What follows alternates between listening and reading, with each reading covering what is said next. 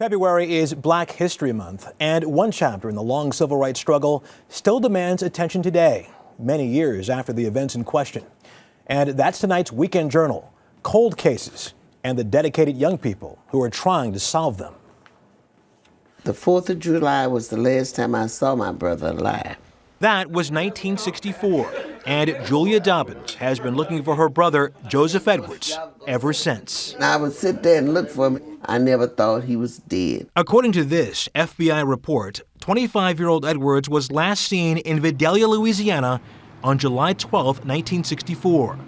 Officials believe he was kidnapped and killed by a small clique of Klansmen called the Silver Dollar Group. 47 years later, his body is still missing. Who could do a person like that? Take them away with just like they was never. They feel some responsibility to the victims. It's that mystery this group of professors and law students at Syracuse University's law school hopes to solve. 40 more years is a long time to wait for somebody to care.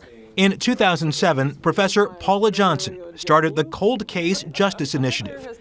It's the only university-based program of its kind and receives no outside funding.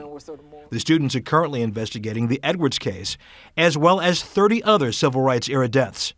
Earlier this year, the group's research helped uncover a suspect in the 1964 killing of a Louisiana man, Frank Morris. People who committed these acts, who continue to roam our society freely, should not be allowed to do that with impunity. Because so much time has passed, solving these cases can be daunting. Last summer, the Justice Department announced it was closing half of the 110 civil rights-era cold cases it was pursuing, 39 of them because the suspects are dead. But families still want answers. For some people, justice is going to mean knowing who committed the acts, because there is a continuing injustice just to not knowing that information. So these students spend countless hours combing FBI files and researching old newspaper reports. You'll just think that nothing is ever going to be found. And then finally, in the 5th hour, a little article right there. In the summer, they travel south to retrace victims' steps and search for possible witnesses. But these students say they're also trying to heal decades-old family wounds. It's a living day reminder that nobody cared. Dobbins is still waiting. Her brother's case is still open, and the uncertainty still painful. How would you feel if it was somebody in your family and you saw them one day and you never seen them again, you don't know what happened to them?